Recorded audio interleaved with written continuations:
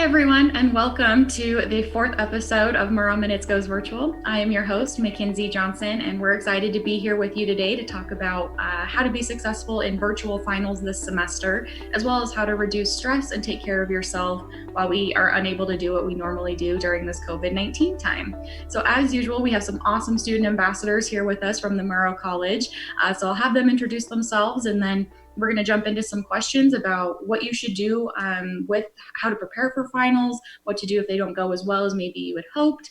And then we'll jump into, how to reduce stress both during finals and after finals as we jump into our summer session. So without much further ado, again, let's have our ambassadors introduce themselves. So Sarah, if you'd like to go first.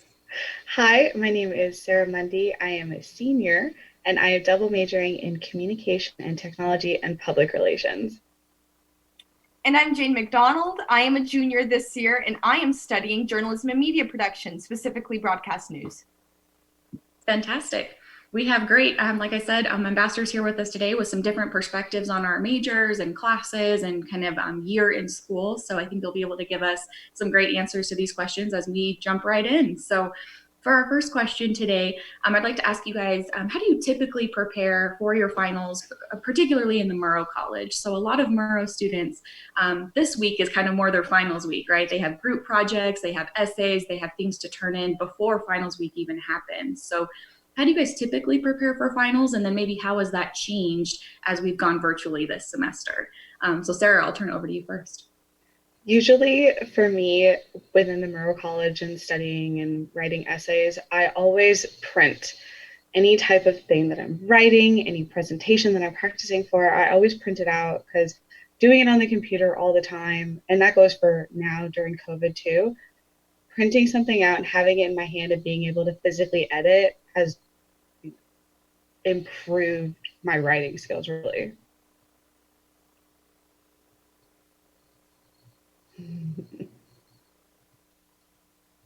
Yeah, I think that is a great tip, Sarah. I'm kind of on the other end of the spectrum where a lot of my finals are a lot of videos and a lot of news packages and maybe even documentaries. So a lot of my finals have to be done on the computer. So some nice tips to do that is remember to take a break. I know when I get invested into something, I want to sit down and I want to finish it in one sitting, and that is not the best thing to do.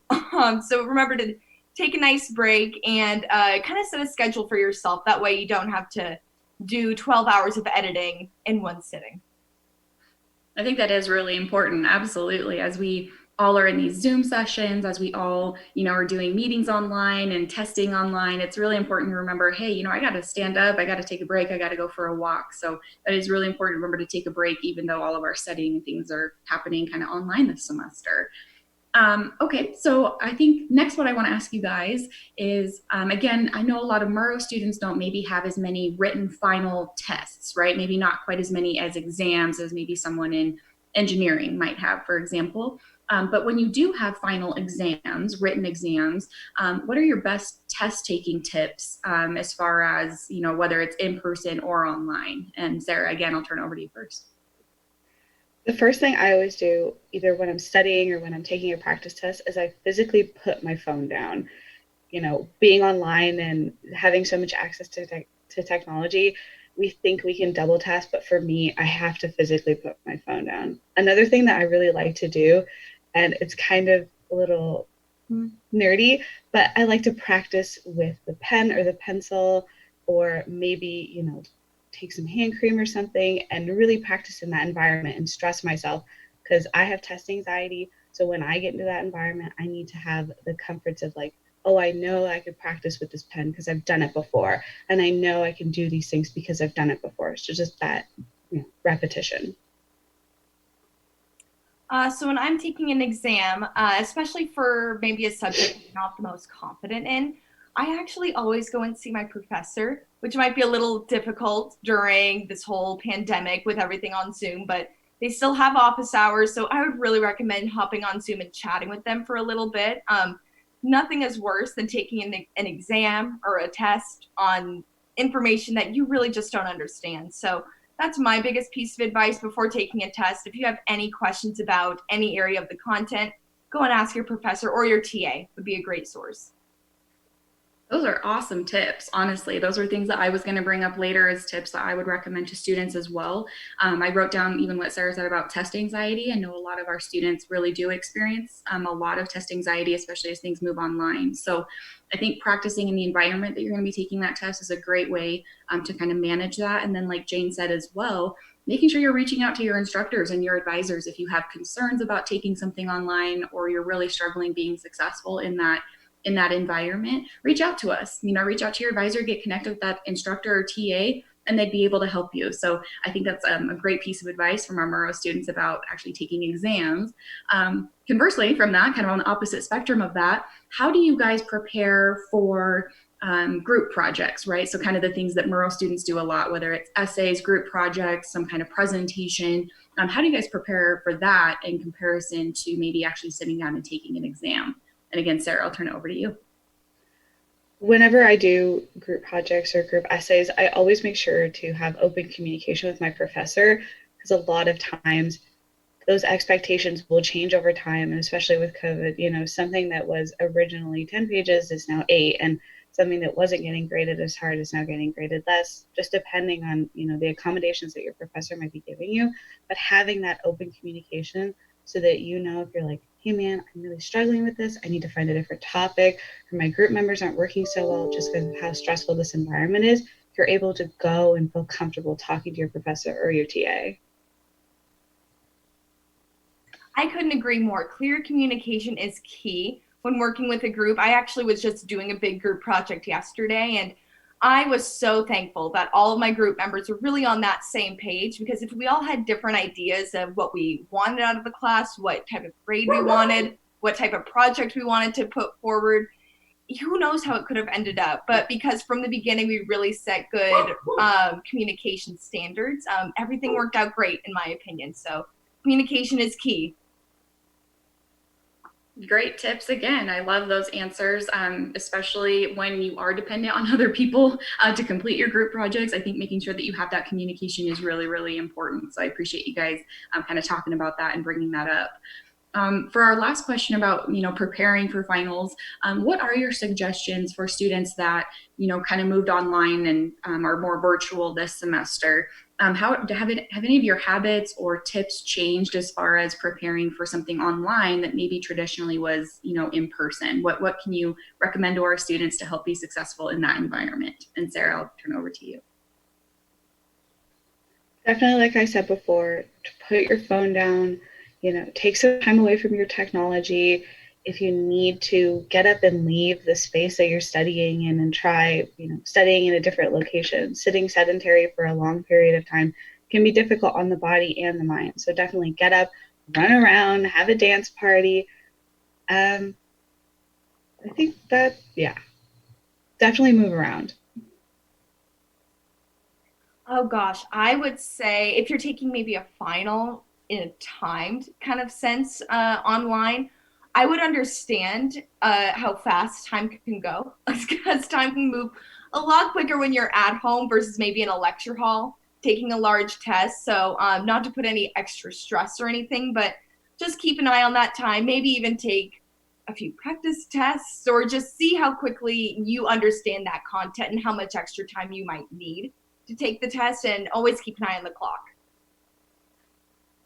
Awesome. Well, I think that's exactly what I would say as an academic advisor as well, is practice when you can, good communication, kind of removing all barriers of stress if you can before you kind of move into that online or virtual final or group project piece. So I appreciate you guys sharing what you've done, both as a senior and a junior in our program, moving forward with both tests and group projects. So before we jump into maybe how you guys typically reduce stress and kind of more fun things that you guys do this semester to keep everything in balance, I do want to just remind students of a couple other opportunities and options available to you if your finals maybe don't go as well as you were expecting or hoping that they would. So the first thing that I do want to talk about is tomorrow, May 1st, is the withdraw deadline for the spring 2020 semester. So if you feel like you're not doing as well in a class as you had hoped, you're maybe really failing and you're not sure what to do, definitely reach out to your academic advisor today if you can, tomorrow if you can, and ask them about the possibility of withdrawing from a class. That may be the best way to save your GPA and retake the class at a time that it works better for you. Another option that we have available for students this semester that maybe are struggling with this online format is we do have the option for students to take what is called an incomplete grade in a class. And what that does is it allows you to just work with the instructor to essentially have a longer amount of time to complete the coursework.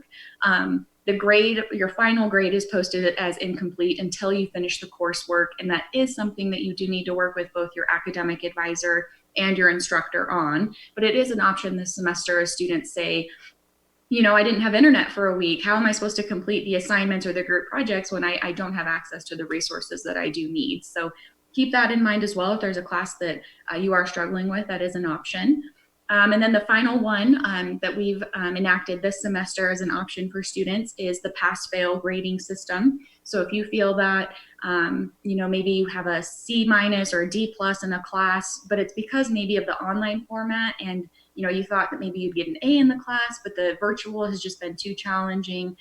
We are allowing students to take pass-fail grades in courses this semester. So again, just really highly encourage you to work with your advisor to see if that's going to be a good option for you in some of your Murrow classes or your UCore classes. That being said, you do have until June 1st to decide if you want to change classes to pass-fail, so there's no rush on that. In fact, I would almost encourage most everyone to wait and see what your final grades are and then determining if you'd like to change a class to pass-fail to help boost your GPA through this COVID-19 time. And then like Jane and Sarah said, I think the most important thing that we can all do as students is to make sure you're talking to your instructors and advisors consistently about what issues you're having and what additional support you need. If we don't know what you're struggling with, we can't help you. So reach out to us, let us know what we can do, and we'd be more than happy to make sure you're on your way and ready to be successful for this semester and onward. Just a reminder that our summer classes are all virtual as well. So if you are planning on taking summer classes, definitely reach out to us with issues that you've had so we can help adjust those moving forward. Awesome. So I'll kind of stop talking as much here. We definitely want to jump into what our students have to say about stress reduction and self-care. So let's go ahead and turn it back to them for some more questions about that. I think the first thing that I'm always curious about, just kind of a fun question, is what is you guys' favorite thing to do after you finish all of your finals, right? Your semesters may be over, you might be hanging out in Pullman for a little while longer, but you've just finished everything that you need to do for this semester. What's your favorite thing to do, and how has that changed this semester with everything being virtual? Sarah, I'll turn that over to you. Oh gosh. So when my finals are all over, I will be done. So I feel a lot of pressure in finishing. But I think that this year, well, usually, as I would have hoped with all of my friends, we would be going outside. Pullman is probably beautiful right now with the tulips and all of the fresh green leaves. So we'd be outside, rolling around on Thompson Flats, just having a good time, enjoying the sunshine, and probably walking through Murrow and being reminiscent and crying a little. It's sad, but just enjoying each other's company and really celebrating that we accomplished all of these courses. Now I think I might walk downstairs and scream and have a dance party with my mom, and I'm very excited to do that. We've got some good tunes planned. I'll walk around in my regalia all day for no reason. I think that's a good plan, Sarah. Zoom me in on that. I would love to join you. So for the last 2 years after all my finals, I actually usually meet up with some friends at a coffee shop over in Pullman on campus. We usually get our favorite drink, Coug Blast. But unfortunately, there's not many Coug Blasts outside of Pullman. So I'll have to make do with a different coffee drink from one of my local baristas. But that's usually how I like to treat myself after a stressful week of finals or a dead week. I just like to think of nothing else but my coffee and maybe watching Tiger King for a third time. Those are all great ways to reduce stress after finals, right? And to celebrate, hey, I got this done, want to hang out with my friends, I want to enjoy campus, which both of you guys mentioned really specific things about Pullman, the outdoors, the tulips, the gardens, and the coffee that we offer. So it sounds like you guys are Cougs through and through. So I appreciate that. Um, the next question is kind of more broad. I guess I would ask, how do you guys reduce stress in your life generally? So maybe even not related to classes or to WSU, but when you experience a period of high stress in your life, what are the things you do to help cope with that? And has that changed during this COVID-19 time? For example, in my life, something that I might do if I'm feeling really stressed out is I might, go to the gym with friends, or we might go all out to dinner, right? And we can't do those things anymore. So I'd be curious to know what you guys do to reduce stress and how that's changed this semester. So Sarah, I'll turn it over to you. For me, whenever it comes to stress reduction, I always try and do things that make me smile or make me really happy. So whether that's just watching goofy videos on YouTube or playing with my dogs or hanging out with friends if we were still in Pullman, taking that separation away from school and just doing something that reminds me that the sun is still shining and I am still here. Nowadays, I spend a lot of time outside in the sun in order to get out of this little room I'm in. I love getting outside. Even when I was in Pullman and we weren't under any quarantine or any 6 foot rule, I always loved going on walks, usually by myself, just to kind of be with my own thoughts. I could kind of think about any situation that I was in, whether it be a positive one or a negative one, and just kind of walk through kind of how I want to go about it. And thankfully, walking by yourself is within government guidelines. So you can always go out for a nice walk to kind of de-stress and be with yourself. Those are great. Those are great ways that you guys have found both to keep in within the guidelines that we have this semester, but also just to take care of yourselves and knowing what it is that, like Sarah said, makes you smile. So that's great. I think kind of related to that, a lot of people think that stress reduction and self-care are, the exact same thing, and you guys may think that as well. But just for the next question, how do you guys practice, self-care, especially during this uncertain time? You guys have mentioned going out for walks and finding things that make you laugh. But there are also things that, we have to remember to do, like eating healthy and sleeping and things like that. So what are the things that you guys do to make sure you're still doing that when your routine has been totally shifted because of COVID-19? So Sarah, I'll turn that over to you again. For me, especially in terms of eating and really taking care of my body, I've been trying to give it natural, organic, really healthy things, even though maybe sometimes I don't always have the option to eat like that. I've been trying to stick to things that make my body feel good and my mind more productive, so that when I do get stressed out, instead of reaching for something that's unhealthy, I reach for something that is, and something that will give me more energy, just more natural energy, just as a way of taking care of myself. And I'm trying to really practice good sleeping habits. Back in Pullman, I was extremely busy. I had a lot of stuff going all the time. So whenever, 10 o'clock rolled around, I was exhausted and I happily went to bed. But now being home all day, there's not really much to do. And I find myself wanting to stay up later because I can, because I'm not as tired anymore. So keeping a good sleeping pattern, I think, is so important as far as stress goes, as far as self-care goes. So that's what I've been working on, to minor success, but I am slowly getting back to that around 10 o'clock time. Both very important things, eating right and sleeping. I know that I meet with a lot of students who say, I don't have any focus in my classes. I don't know what's going on. I always feel, really depressed or upset. And a lot of times it really is because we're not practicing good sleeping habits. Sometimes I think we underestimate the power of a good, 7 to 8 hour uninterrupted sleep time. So I think that the more that we can definitely focus on that, I think that's going to be a really great tip moving forward this semester for self-care as we move into finals week. So thank you guys for sharing that. I think the final question I'll kind of ask you guys about kind of self-care and stress reduction is what would you suggest for students who maybe don't know what they need to do for their own self-care or how to reduce stress in their life? Maybe this is the first time they've encountered really stressful situations, and they don't have coping strategies or habits that they've built in place to kind of manage that. So what are your tips for other students about how to find the things that would help reduce that for them? Sarah, I'll turn it over to you again.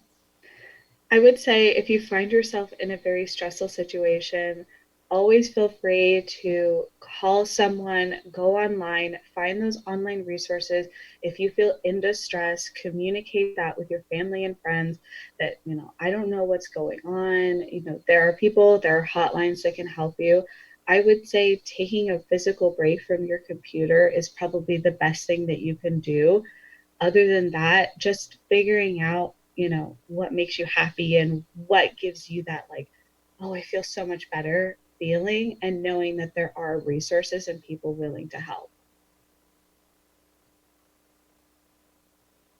Yeah, I think that is a great suggestion. I would also suggest remember to take 10 minutes to yourself and maybe put in your earphones and listen to your favorite music. And if this is your first time dealing with a lot of stress, sometimes just taking that 10-minute break and just being with yourself, listening to some music, it might open you up to different suggestions like, I could really go for a walk right now. Oh my gosh, I could really go chat with my mom or watch a movie or something like that. So you might be able to realize your own coping mechanisms just by being alone with yourself for a little bit.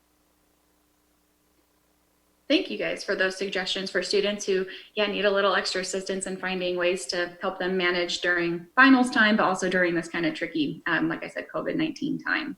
I think the only tip that I'll add to what Sarah and Jane have both said today is I think it's really, really important, as they've both said, to get up from your computer and walk around and stay physically healthy. But I think what a lot of people are forgetting to talk about is to also stay mentally healthy and stimulated, right? So being creative and doing different things outside of your normal routine really helps kind of get out of that, oh, I have another Zoom meeting, or oh, I have another assignment due online. So anything you can do, like painting with your left hand instead of your right hand, right? Or, going outside and running instead of walking, anything that's different in your routine that helps just kind of stimulate different parts of your mind, I think can really help us stay focused and unhealthy during this time, as well as being physically healthy, getting enough sleep, and things like that as well. So thank you guys for sharing your tips. I really appreciate that. I think that's pretty much all of the questions that I have for our awesome ambassadors here today. I do want to go ahead and kind of start wrapping up our video today by saying that our very last virtual Murrow Minutes video will be next week, and we are going to have some awesome guests on that video, so be sure to tune into that. We'll make sure and post that on our website and YouTube channel. So I do want to sign off here, but I think what we'll go ahead and end this video with is a YouTube video. It's an SNL skit, and it's actually about PowerPoint presentations. Sarah sent it in to us, and it's very hilarious, but also hopefully it helps you realize that as Murrow students that do a lot of presentations, that I think your presentations are better than you think they are. You should definitely give your all, but I think that sometimes we get a little obsessive about it has to be perfect, and hopefully this SNL skit shows you that it's probably better than you think it is. So with that, I'll say stay safe, stay healthy, and as always, go Cougs. Go Cougs!